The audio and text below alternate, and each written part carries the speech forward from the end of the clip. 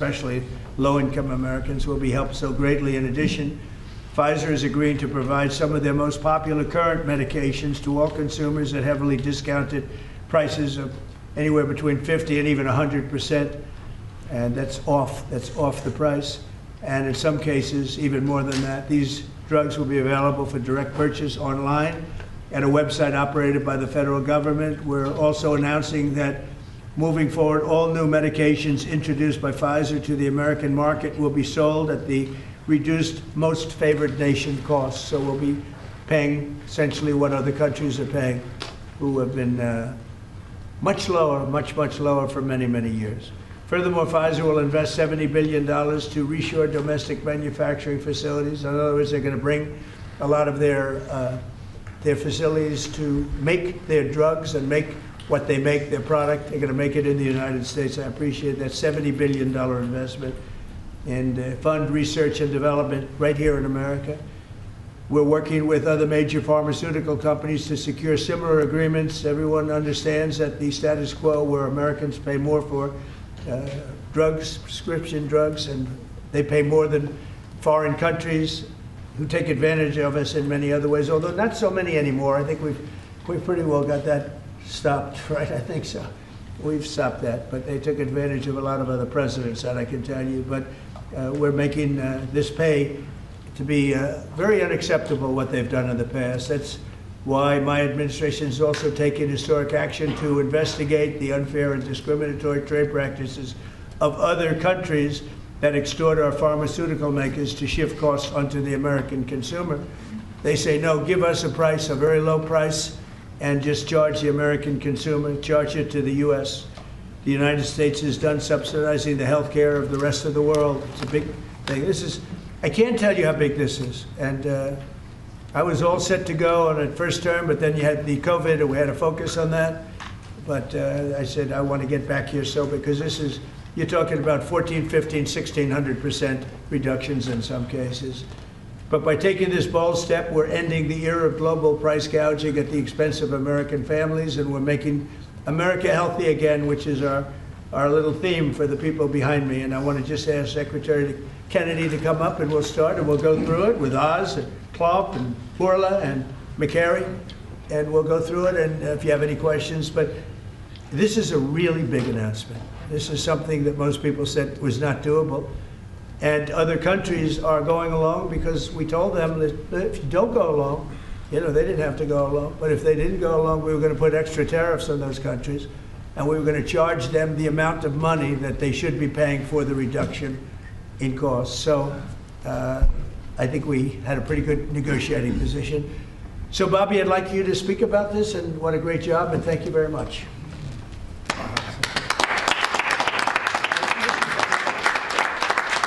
Start by thanking a couple of people who aren't up here, Theo Merkel, Dr. Heidi Overton, who played key roles in this negotiation and helped make this happen. And also Inma Hernandez, who's not up here, but John Brook and Chris Klump, who were the people who were negotiating, in some cases, I think including last night, 24 hours without any sleep. This would not have happened without President Trump's leadership. I told my son last night, we're all under secrecy about this, but I told my son late last night, a 27-year-old son, Connor, who's a very liberal Democrat, and I told him this was happening, and he just paused for a minute, and he said, thank you, Dad, I'm so proud of you. Because this is something Democrats have wanted for 20 years, Republicans have wanted for 20 years. Everybody said they're going to do it. Nobody has even taken a step towards doing it. And the reason was because it was such a daunting task. And, even all of the negotiators, you see, I also want to thank Howard Lutnick. This would not have happened without him. But even all of the negotiators here and all the people at HHS and at the White House team, all we could see was all the reasons that this couldn't happen. Everybody had tried. Nobody could make it happen. And it was President Trump alone who, with his doggedness, his persistence, he saw this clearly in a way that none of us other, in its most simplest terms. Why are we spending more on this country than any other country. Why are we spending 75% of the revenues that come to the pharmaceutical industry? We're doing all the research, and everybody else is riding on our slipstream. And President Trump, I would say, harangued and harassed us to make this happen. I was getting calls at 11:30, 12 o'clock at night. Oh, are you asleep? And you got to get MFN done. And at one point, Dr. Oz told me I can't take the president's calls anymore. I have a lot of reasons. My wife has a lot of reasons to say to me about different things that happen in my life. Doesn't that give you anxiety? And I say, I don't get anxiety. This gave me anxiety. Oh, thank you, President Trump. It would not have happened without your leadership. This is real leadership. It's a president who has a vision and makes that vision happen. And I can't think of any other president of the United States who could have done this in our history. I'm very grateful to you. This is an extraordinary benefit to the American people. Thank you for your vision, President Trump, your bold action, your unwavering commitment to health and well-being of the American people. Never has a president stood up so bravely for the American people with respect to health care. And by the way, I forgot to thank Albert Bourla. Albert and I have had a long history of antipathy and antagonism toward each other. But I have to say his leadership in this took tremendous courage. And he really created a template for corporate responsibility, for putting public health ahead of his individual interests. So I'm very, very grateful to you for that, Albert.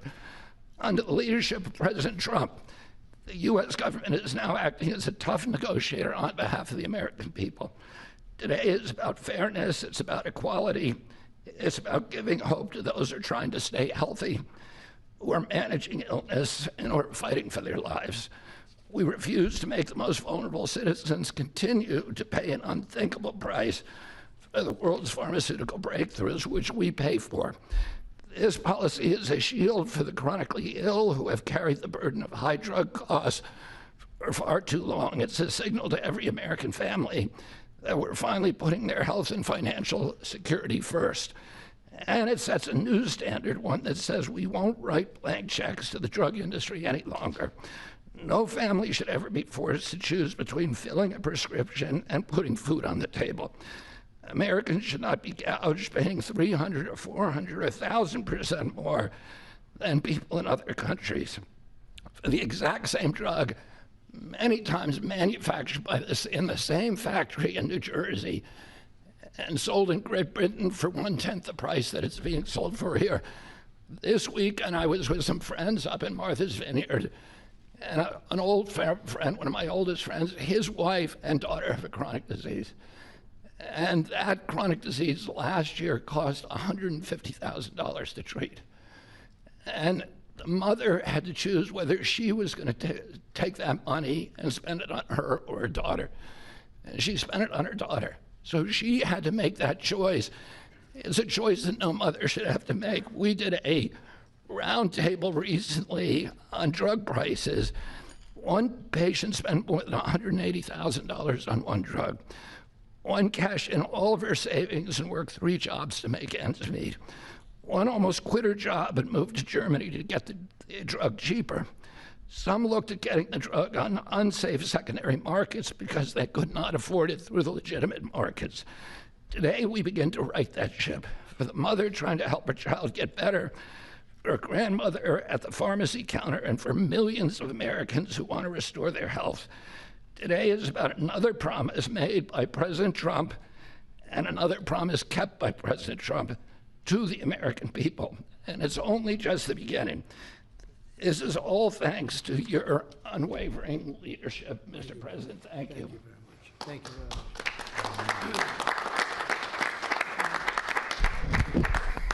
much. There is a fine line between vision and hallucination. People have to follow you for it to be a vision. And President Trump, you made a lot of people following you, an idea that most people thought was not possible, even remotely. And when we have that shared vision, And I'll speak to some of the people who are involved in this process because it was an incredible effort that gives me great pride to serve in this administration. And the fact that it did not leak is also an issue of pride for us because these were tough challenges. And Albert Bourla looks very calm up here and cat-like, but he is ferocious when you get him in a negotiating room. This is true for all the pharmaceutical companies that we are negotiating with. And Secretary Kennedy, my son Oliver, who I told about this deal as we was walking over here, is a Republican. And you know what he said? Thank you for making us proud. Because it's not just a Democratic problem, it's a Republican problem. This has not happened before.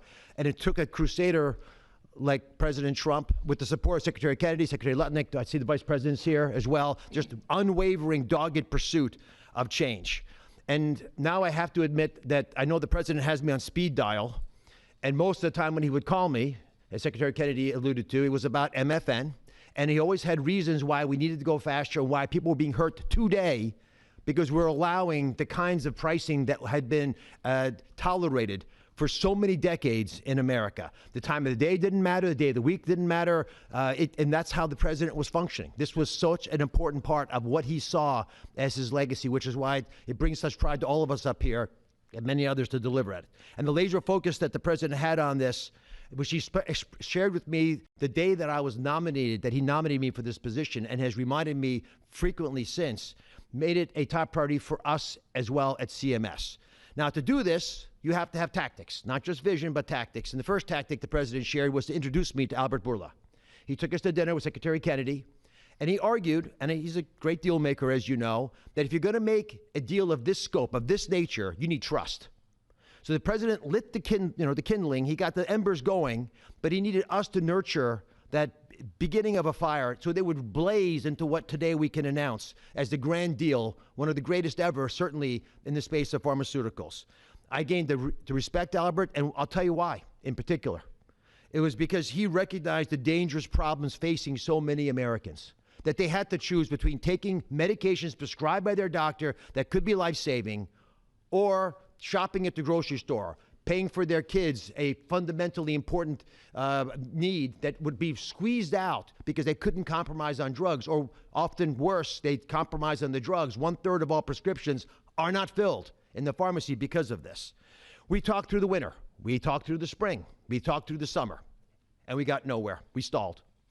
The industry is powerful. They're important. They have smart people. There's no reason for them to give the numbers that the president is articulating today. And you see these numbers on the charts around us. These are massive wins for the American people. But the president in July demanded, after the executive order, that manufacturers make a firm commitment and to lower prices or else. And it sent shockwaves through the industry. It got the ball rolling again. Our talks with Albert heated up, but it wasn't until last week, if you want an inside story, it wasn't until last week that we made a major breakthrough. And our hardworking team embarked on a remarkable story that I think books will be written about, 24/7 nonstop with industry, with Albert, with his great team at Pfizer. And with this partnership, we began to deal with the fundamental challenges we have, which is protecting medical advances for the future while at the same time securing the prices Americans want today. We're going to continue to stimulate and strengthen innovation. That's what a great country does, and we are a great country with a great leader. We're going to protect the U.S. hegemony in R&D. We dominate the planet in discovering cures for illnesses. All those orphan ailments, all those remarkable advances, they come from research labs here with companies like Pfizer and other great ones in the pharmaceutical space. We're going to lead in the life sciences. We're going to lead in ideas. And we're going to make sure that we do all that while we're being fair to the American people, especially our most vulnerable. We're going to finally deliver on the fair drug prices that President Trump has been speaking about for 2 terms. We're going to celebrate this historic day, I predict, this historic day in the medical field for generations to come. The heroic negotiators that I do feel compelled to mention, and Secretary Kennedy kindly also mentioned their names. Some of them can't be in here because they're busy negotiating future deals. Inma Hernandez-Delso, John Brooks, who's a deputy administrator of mine, Theo Merkel, who is in the back and tall and hard to miss with DPC, and Corey Enslin with the same group, did a spectacular job, and Don Dempsey at OMB. Just wonderful human beings, worked tirelessly to get this done. We were able to secure this first MFN deal, and the president touched on this, but we have much more to come. You'll be hearing breaking news from the president for the rest of the fall. And Mr. President, these brilliant minds are here because of you. Now, I don't want to just pay homage to this. I want to actually speak this a little bit. The passion to protect the American people brings top-tier Americans into the government. We've created a powerful administration with the president's leadership, an administration of winners, of people who get things done. They see the generational opportunity to fix the biggest problems our nation faces, and the person who led this negotiation, Chris Klump, embodies this seal. Now, Chris Klump came to visit Secretary Kennedy and I the very first day we were looking for staff to try to bring in the government, and neither of us really had an idea of how challenging this might be. And he came to the interview, and we knew that he had built a business that was worth several $100 million. And the secretary, very poker-faced as he tends to be, looked at him and said, "Are you willing to give it all up and move your family to Washington?" A young family, 4 young children, beautiful wife. "Are you willing to come across the country and serve our nation, serve this president, to ensure vital programs like Medicare, which he runs, will keep our seniors healthy for years to come?" He gave it all up, like so many have in this administration, passionate to follow the president's lead and serve under Secretary Kennedy. And for those of you at home who are watching, and I hope there are quite a few, I think this shows just how cool a place it is to work, is in this government. And I take great pride in handing the ball to Chris. Chris, tell the American people what they have won, thanks to your passionate ability to deliver on President Trump's promise.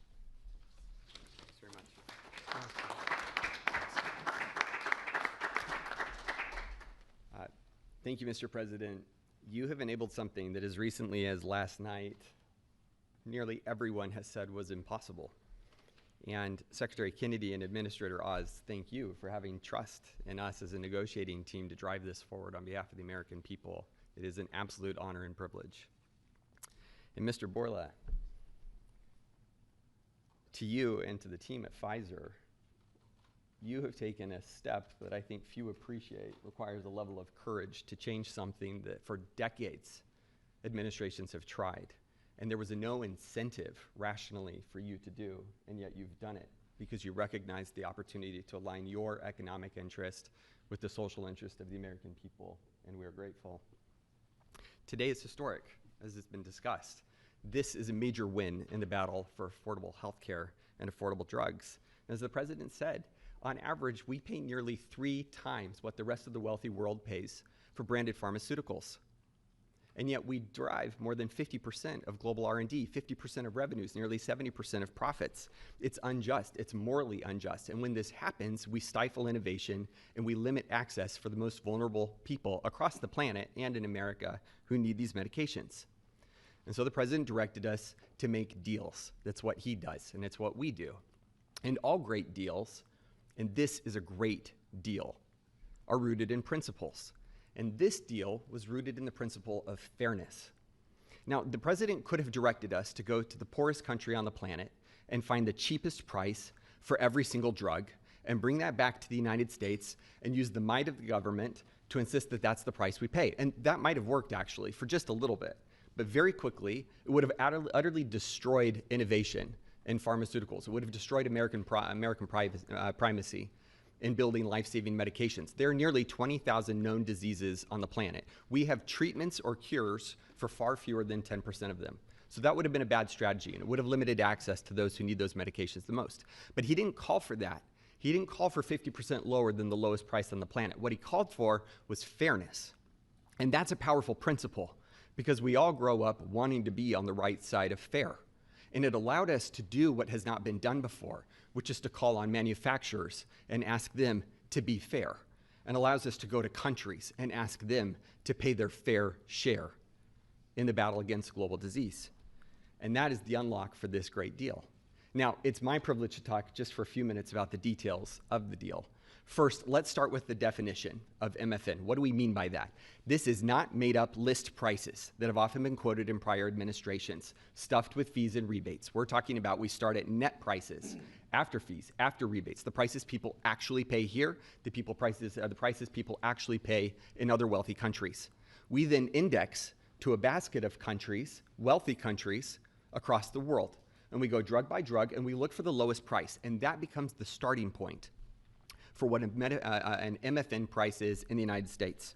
And then we've built this principles of fairness on 5 key pillars, as we've talked about. Number 1, as has been discussed, direct access for patients. At Trump RX, which is a site soon to be launched, available often at full MFN and in detours to purchase drugs more inexpensively at our neighbor. You do it from home, you do it a click. This is American ingenuity outsmarting the system.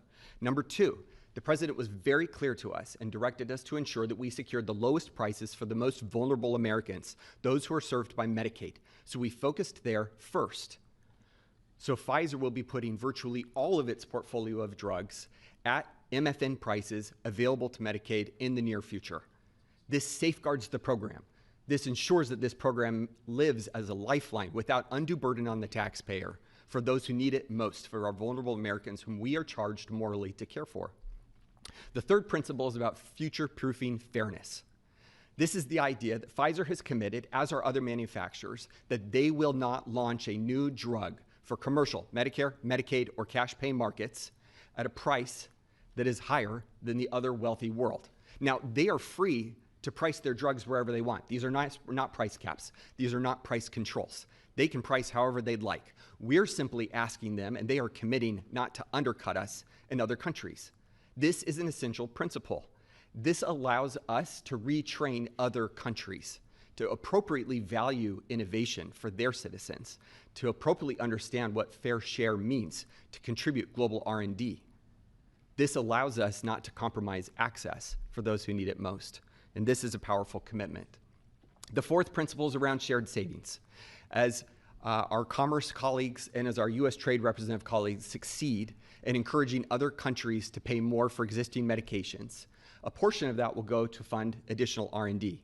And a portion of that will repatriate back to the United States to offset prices, lower prices further for Americans on those existing drugs.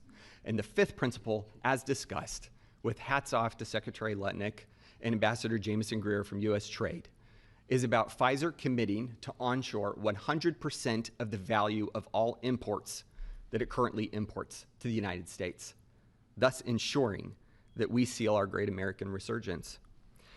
If you're watching this right now and you have been looking for evidence that this is a president who knows and cares about you, who is fighting for you, who is fighting for every American, this is Exhibit A. This is not an empty promise. It's not platitudes. It's not lacking a plan. These are hard contracts with teeth, lowering prices now that we will all feel. These are the most significant, historical, substantive, mathematically quantified price reductions in the history of our country and modern-day pharmaceuticals. I cannot thank you enough for your leadership in enabling this to happen. It is an absolute pleasure. The president has showed us that the impossible can be achieved, and that is what's happened today. God bless America. With that in mind, it is my absolute pleasure to introduce Albert Bourla, CEO of Pfizer.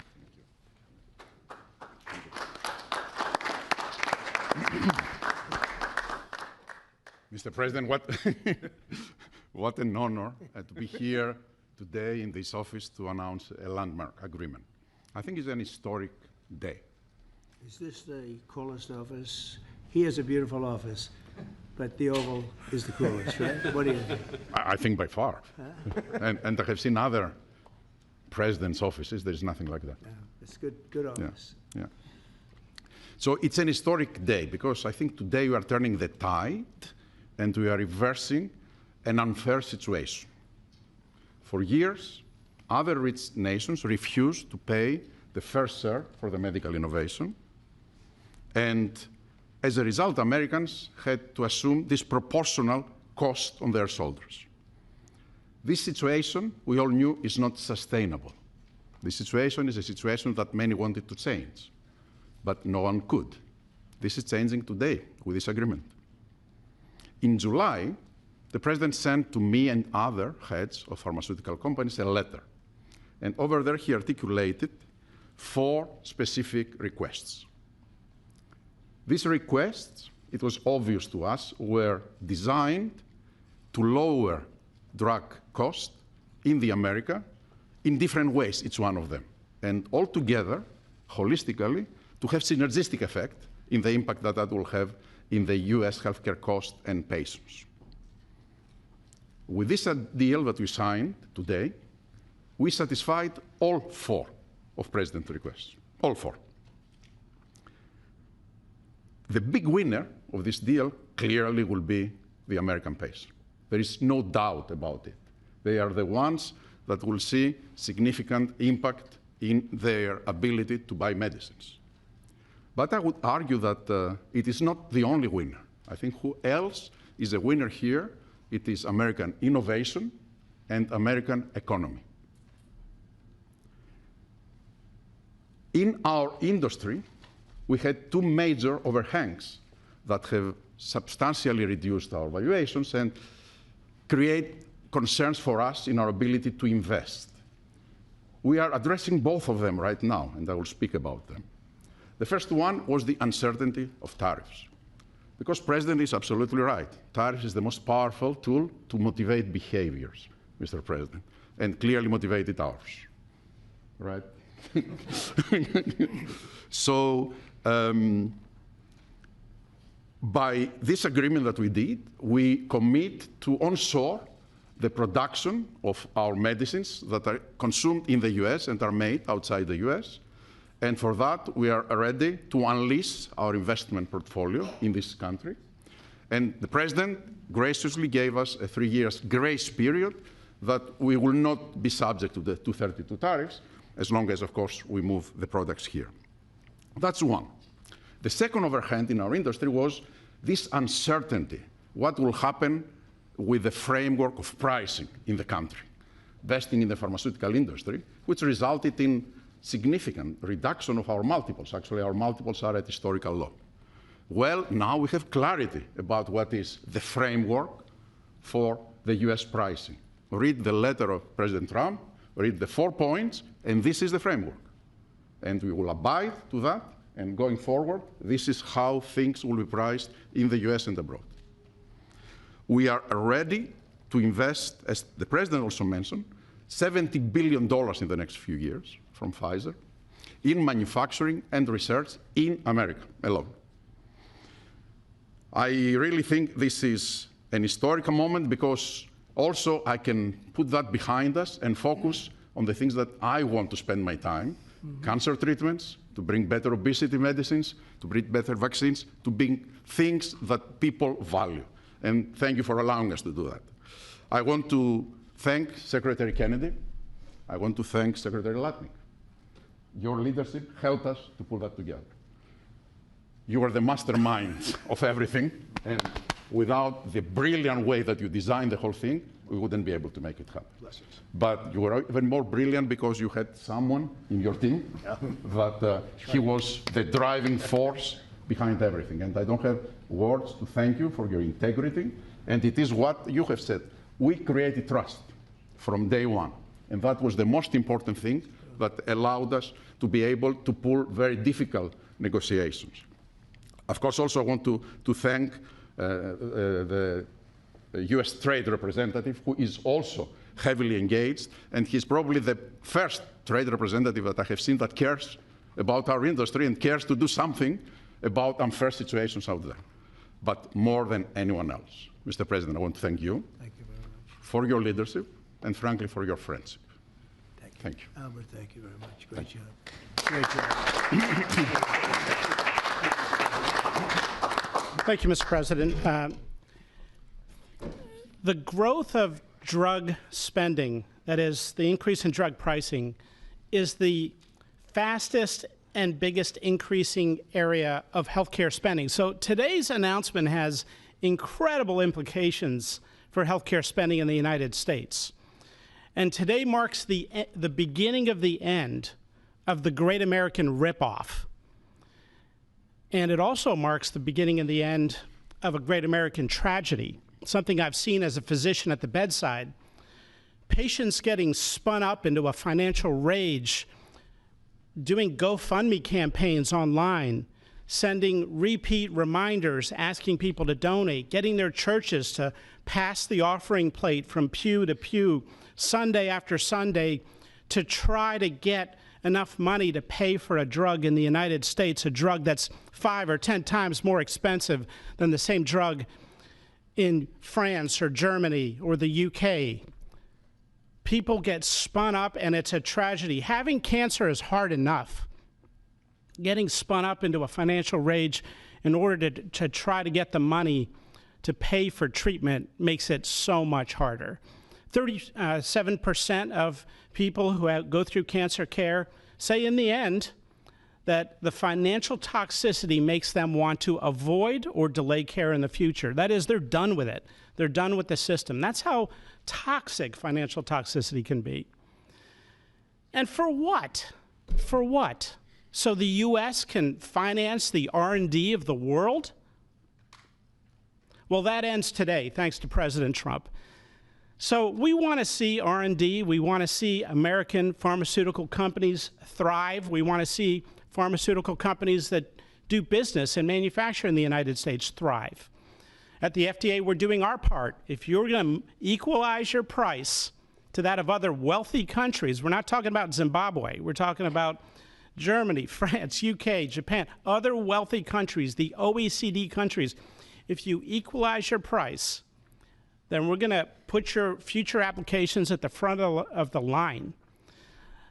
A voucher to get a review in weeks has a market street value of about $500 million because every day is money when it comes to getting a drug approved. And so if you meet one of the president's national priorities stated very clearly, moving manufacturing to the United States, meeting a large unmet public health need, or equalizing your prices. We're the largest purchasers of drugs. We deserve the best prices. And so we're going to do our part. And if a generic company makes their drug in the United States, that application is going to move to the front of the line as well.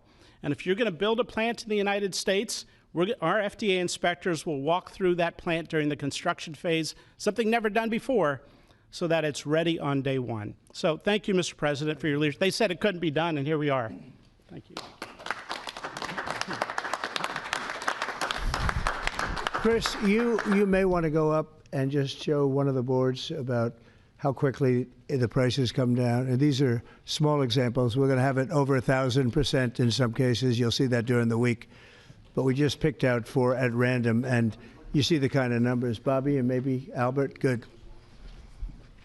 We picked 4 examples, but I want to be totally clear. These are not the only 4 examples. And as the president mentioned, this is not the only agreement. It is the first. It's a historic agreement. There are many to come, and we're excited to talk about them. And that means hundreds and hundreds of drugs. We are not exaggerating when we talk about reductions of up to 80%. We give you 4 examples here. One for dermatitis. The new price at MFN results in 80% reduction to what's available today. One in postmenopausal osteoporosis, 85%. Migraines that affect so many Americans, 50% reductions. Rheumatoid arthritis, something my own mother struggled with, 40% reductions. This is about access. This is about ensuring Americans have access to life-saving medications. These are real prices. These are net prices. They're not made up. They're not funny numbers. Thank you very much. Great job you've done. Everybody here has been incredible. We've been standing here talking about the Make America Healthy Again a lot lately, and I think our meeting the other day was excellent on a thing called Tylenol. That was a very important meeting. I think that was a very important meeting. And this, in terms of pricing, it's going to be great for Medicare, Medicaid, Social Security. It's going to be great for everything because your medicine costs are coming way down. We have some examples that I think we'll be able to show you next week of over 1,000% in some cases, where a pill that cost $10 in London was costing $130 in New York and various other places within the United States. And the same thing with Canada. People would go to Canada, they'd go to Mexico, they'd go to other places to buy drugs. They don't have to do that anymore. So we have favored nations. So that's what we have. And it's one of the biggest days I think anybody will ever have. We're talking about massive numbers, and the numbers are going to get even better with a little time. And I will say, Albert, I think that the drug companies are going to be the same. You're going to, you know, the world, we're really competing against the world, so they have more people. So we'll come down a lot, and the world's going to go up a little bit. And the end result is you're going to, I think, do the same business pretty much. Maybe you'll figure a way to do more business, I think, knowing you.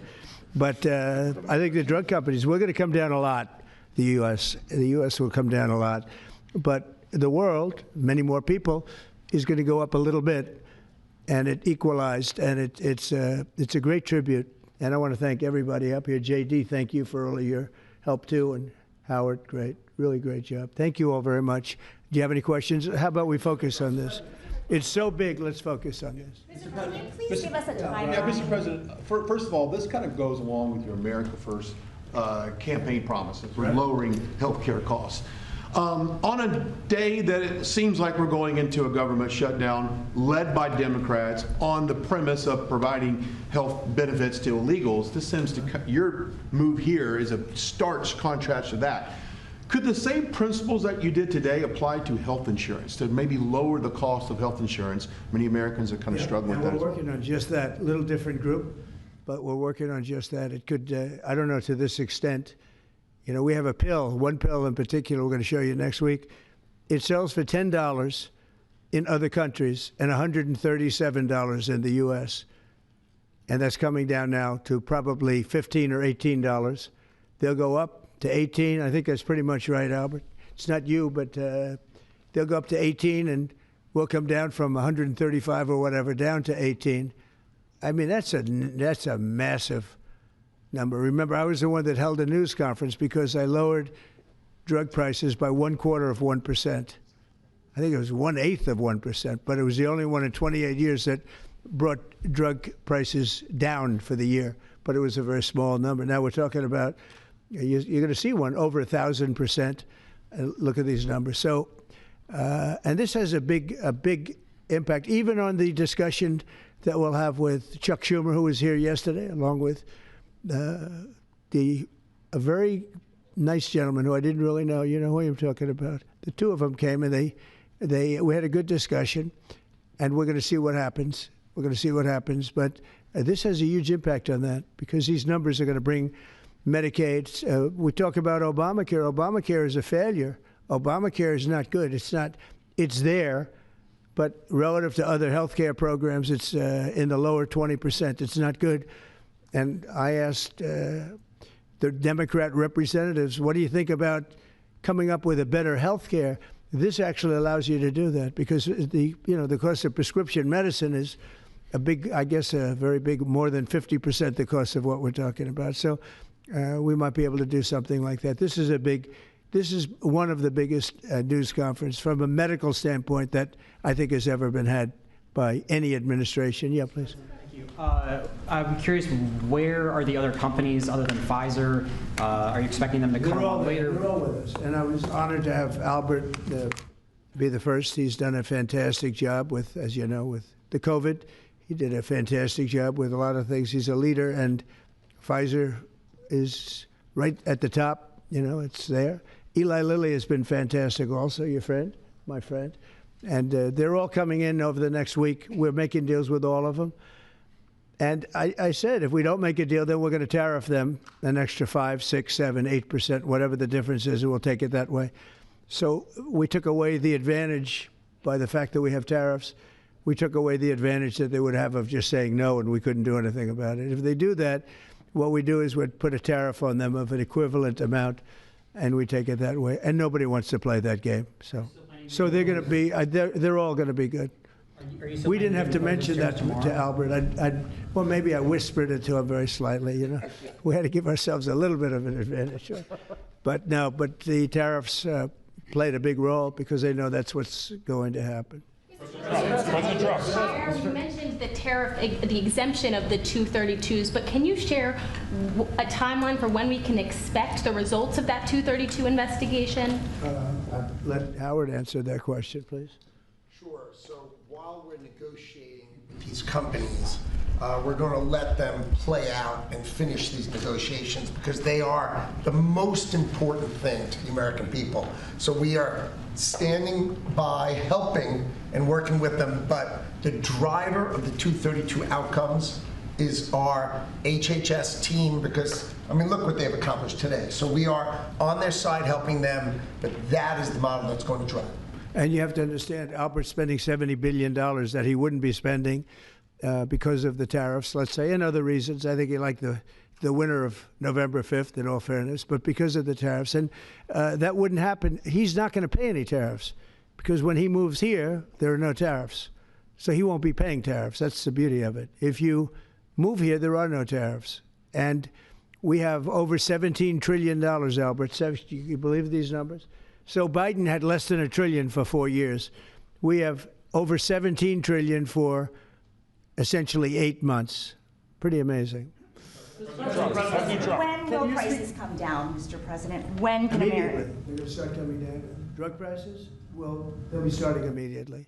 Yeah. President, can you speak to what impact you think this reduction in drug prices will have on midterms coming up? I think it's going to have a huge. I said, if we can pull this off before midterms, I've wanted to do it from the beginning, from my first day in first term. And we were doing so well. We had the greatest economy we've ever had. Everything was good. And then we're ready to do this, which is complex and big. It's a big change. But what happened is COVID came, and we focused on COVID. We focused on COVID very hard with Albert, with the other companies, with everybody. Regeneron was a great thing. You know, we did a lot of therapeutics that were fantastic. And so we focused on that. And I said, if I pull this off again, the first thing I'm going to do, and you know, we've been working on this for 8 months. It's a very big deal. This is a big shock to the system. But it's not as much as I said. They're going to go up. The world is going to go up a little bit. We're going to come down a lot. But now it's fair. We're going to be paying the same thing. Yeah. President Trump, in your first term, when you cut the price of insulin, Biden later came in. He tried to steal credit for that. Do you worry that the Democrats are going to try to steal credit for these historic cuts? I really appreciate your question, because I did. I cut the price of insulin down to $35. And the problem is with many of these things, and in this case it's going to be pretty quick, but oftentimes you'll do something medically because of the process, and it won't be seen for 2 or 3 years. That happened also with, I could say 4 different things, but just if you talk about insulin, so it was 200, 300, 500, and you couldn't get it, and I got it down to 35. And I said, I hope I win the next election, because otherwise whoever wins is going to take credit for it. Well, what happened is we did win the election. We did great. But unfortunately, it didn't work out that way from a practical standpoint. And Biden, when I saw him get up and take credit for the $35 and even less insulin, that was 1,000% lower than what it was just previous. Boy, I tell you, I didn't like it. I didn't like it. So I did the best I could to let him know we did it, because we want to be given credit. But we are the ones that got insulin down to that number. And you're right, they tried to take credit for it. They had nothing to do. In fact, they didn't even know what happened. All of a sudden, the insulin price kicked in at $35. And they asked Biden about it. He had no idea what the hell they were talking about. But after they explained, and they didn't really explain to him because he was not capable really of understanding it. But when they went out and talked about it, they acted like it was a great feat by Biden. It had nothing to do with him. And it continues, and we'll get it down even further. But insulin was, people weren't taking it, I would imagine. They couldn't take it. God bless you, Bobby. I hope I didn't catch COVID just there. Don't you have Paxlovid? What is it? He's got Paxlovid. Give me a Paxlovid immediately. While Nancy Pelosi is ignoring what you're doing for the American people, she's going after your administration for cutting taxpayer-funded health care for illegal aliens. Last night, Nancy Pelosi, she went on NBC last night, dropped a bunch of F-bombs, told Republicans to go F themselves. Has she lost her mind? We have done an unbelievable job medically. Just this, if you did nothing else, we've done a lot, like the insulin. But just this, nobody can ever catch this. This is the biggest price reduction times, maybe 10 times, 15 times than has ever been given before. And this is going to have a huge impact. You know, as I said, Obamacare is not a good thing. It's been bad. And I'd like to make it better. I told them, I spoke to a lot of people, a lot of Democrats recently. I said, why don't we change it? We can make Obamacare much better. We could come up with a new system that would be much better, less expensive for the people and better.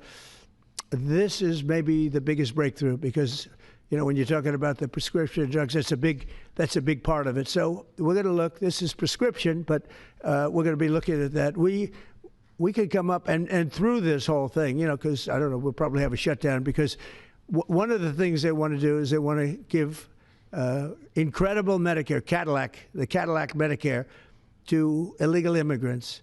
And what that does is it keeps them coming into our country, and like they do in California. And no country can afford that. No country. And we have the border stopped up. We have it closed. We have nobody for 4 months. Zero people came in. That wasn't me. That's by the authorities who happen to be liberally oriented. But just think of that.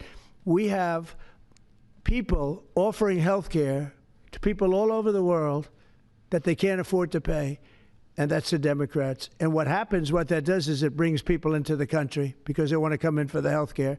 But no country can afford it, and they can't afford it. So we cannot allow them to charge tremendous amounts of money for health care for people that aren't even citizens. And in many cases, they come in from prisons, jails, and mental institutions. And we can't let that happen. So we have a big fight over that. We have a fight over open borders. They still want open borders. We're having a fight over men and women's sports, if you believe it. You would have thought they would have learned that it's not a good issue. And we have a fight in transgender, as you know, transgender for everybody. And that, when you talk medically, that's a lot of money, too. That's a lot. Those operations are bad. So those things are also being discussed right now. I mean, can you imagine we're actually talking about open borders, and we now have a great border, and we have a great country. Our country was dead 1 year ago. Now we have the hottest country anywhere in the world. Big difference. Yeah. What does it say about the state of the Democrat Party when they have a 33% favorability rating on average in recent months, and they're willing to shut down the government over health care? They are shutting it down. We're not shutting it down. We don't want it to shut down because we have the greatest period of time ever.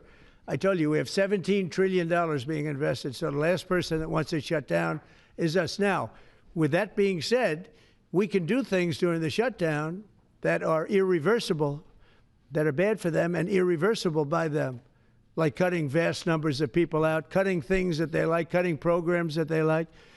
And you all know Russell Vought. He's become very popular recently because he can trim the budget to a level that you couldn't do any other way. So they're taking a risk by having a shutdown because of the shutdown, we can do things medically and other ways, including benefits. We can cut large numbers of people out. We don't want to do that, but we don't want fraud, waste, and abuse. And, we're cutting that. But they want to have illegal aliens come into our country and get massive health care at the cost to everybody else, and we don't have it. And that's I would say, the number one reason that they want to strike is to get illegal immigrants health care. And, Gavin Newsom wants that, too, in California, and it's destroying California. We can't have that. We're not going to let it happen. Do you have a plan for dealing with drug companies that are responding to MFN only by raising prices overseas as opposed to lowering prices in the U.S.? No, they're responding. I understand that question very well, but they're responding by lowering prices. They're helped by lowering prices. There's a price at which they can't sell, and they're helped by lowering prices. In the case of Albert and in the case of Eli Lilly, the fact is our prices are coming down massively. You see, that's just a few of the basics, but they're coming down much more than that with many drugs, and over 1,000%. Think of that, over 1,000% reduction. And we'll show you that next week because we have some of them on the board next week where you have over 1,000% price reduction. No, what's going to happen is you're going to have the market will kick in. This way, the market kicks in. The other way, it was just basically it was just a form of control. You were stifling the market. Yeah. At this point, is a shutdown inevitable? And how would you describe the negotiations with Democrats yesterday? Are more meetings scheduled? So nothing is inevitable, but I would say it's probably likely because they want to give health care to illegal immigrants, which will destroy health care for everybody else in our country. And I didn't see them bend even a little bit when I said we can't do that. Okay? Can I ask a question of Dr. Oz, Administrator Oz? If there is no deal reached on the Obamacare subsidies with the Democrats, is there anything that CMS can do to lower those, or to mitigate the increases of those Obamacare subsidies? Not really, but we have time. We have time till the end of the year to make the changes I know the president is evaluating. But we should have a clean, continuing resolution, get past this budget process as it has happened so many times, and allow the president and leadership some freedom to be able to put some good ideas in front of the legislative bodies. Mr. President, undocumented immigrants. We actually do have time for that. They're not eligible for the health care subsidies that Democrats are demanding. So can you clarify, what are you talking about when you say Democrats want to protect their health care? So when an illegal person comes in, a person who came into our country illegally, therefore breaking the law, and look, we all have big hearts. I have a bigger heart than you do. They're all breaking the law, and they're coming into our country. And we just, as a country, cannot afford to take care of millions of people who have broken the law coming in. We want them to come into our country, but we want them to come in legally. Now we have a strong border, very strong border, thanks to Christie and Tom Homan and the whole group. They've done an amazing job at the border. I mean, we had a border that was reckless. We had a border that was a disaster. They were coming in by the millions. I say 25 million people. You're saying less, but I say 25 million people came in illegally. And no system can take care of the health care of all of those people that came in. Now, a lot of them have gone out. We have over 11,000 murderers. We got many of them out. Many of those people have been taken out of the country, brought back to where they came from. In some cases, put in prison because they're so dangerous. We don't want to take them out. We have to watch them. We don't want them coming back. But if you look at what's happened in Washington, D.C. right now, it is such a place. I just drove through it. And it's clean and nice and beautiful, and people are walking around and they're not afraid of being mugged. We haven't had murders. We haven't had anything happen in a long time. It took us 12 days to make it very good. It took us 20 days to make it beautiful. And now we're going to Memphis. But I think we should always keep a presence here, because if we don't keep a presence, it's going to come back never like it was, because we got rid of 1,700 career criminals. You know what that is? One career criminal can give you a lousy reputation for danger, because they commit many crimes a day in some cases. But Washington, D.C. is an unbelievable example of what can happen. And now we're going, as you know, to Memphis, which was very similar to Washington, very dangerous. And we're there, and we're working along very well with the governor, the mayor. A lot of these Democrat mayors, you know what they don't want to have us do well, because if we do well, it makes them look bad, and they shouldn't feel that way. If I were a Democrat and I was a governor or mayor, I'd be calling Trump. I'd say, get your troops over here, just help, because the mayor of Washington is getting a lot of credit for what we did, a lot of credit. But the beauty is, isn't it nice, seriously, you walk down the street, you're not going to be mugged, you're not going to be hit. We had a meeting about 3-4 months ago, and I was saying to the media, how many of you people have been threatened or mugged or accosted during your walk to the White House? And they said, we don't walk to the White House anymore. But the answer was, remember, Brian, almost everybody's, look at this guy. They even attacked this big, strong guy, right? Didn't you get attacked? Did you? But, yeah, just take a look at the other guy, right? What happened to the other guy? I don't know. Those other guys are pretty tough. They're tough with a gun in their hand, right? And, yeah, you were hit pretty hard.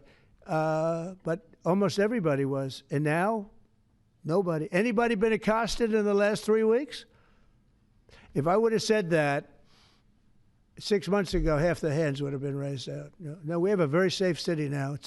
The country's going to be safe. We're doing one at a time, and we'll be going to Chicago. I told you this, sir. Union Pacific, head of the railroad. He knows this country very well. Started off as a very low-rung employee of the Union Pacific. He's now chairman. He came to me and he said, sir, save Chicago. It's a great city. It's going down fast. They had 11 people killed over the last couple of weeks. 11 people killed, 48 shot. That's not a city. It's a war zone. There's no city in the world like that. And then we have to listen to this Pritzker get up. I know him well. They threw him out of his business, and the family threw him out of the business because he's a loser. But we have to listen to Pritzker get up. He should call me and say, get the troops in. You ever hear that? 11 people over a week and a half killed. And I think it's 48, when you add it up, 48 people shot. And then I have to listen to a governor say how nice it is. It's a wonderful experience. Now, what is a wonderful experience is D.C. People are eating in the restaurants. They just opened 2 new restaurants, which hasn't worked in years. And we had it pretty good 4 years ago. We were just getting ready to do this, but we did it right. And, we have a big victory in the Supreme Court. It's called merit. And so that includes the military. Our soldiers, did you see what they look like? These guys, they look like serious soldiers. They weren't playing games. And they went in there and they did a fantastic job. And Washington, D.C. is now a beautiful, safe city. The restaurants are thriving. The people are walking down the street holding their husband or their boyfriend's hand, and they're not worried about being raped or mugged or shot at. And it's been an amazing thing. And we'll do that in every city. We'll do them sort of one at a time. We'll do a couple at a time. And we have a tremendous force because, as you know, in recruitment numbers, when we put out, 2 years ago, when Biden would put out recruitment, nobody would join. Nobody wanted to be in the military. Nobody wanted to be police. It was just announced this morning. You probably saw my speech over with the military, with the generals, admirals. Record numbers of people signing up for the Navy, the Army, Air Force, Marines, Coast Guard, Space Force. I love Space Force. That was my baby. But we have record numbers of people signing up, and that includes police department, fire department. So, you know, it's been an amazing thing. Well, we're going to have another meeting next week on this. We have another great company coming in, similar kind of numbers. But we're going to show you some 1,000% drops in prices. There has never been anything like this in the history of medicine, and it's an honor. And Albert, I want to thank you, and I want to thank everybody behind me, because you are a great team. We have a great team. Everybody says you have a great cabinet. It's a great team. So thank you, Bobby. Thank you very much. Thank you, everybody. Weight loss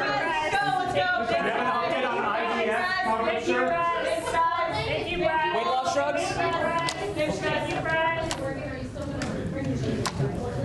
Are the weight loss drugs? Weight loss? Thank you very much. Thank you, Brad. Thanks, guys. Thanks, guys.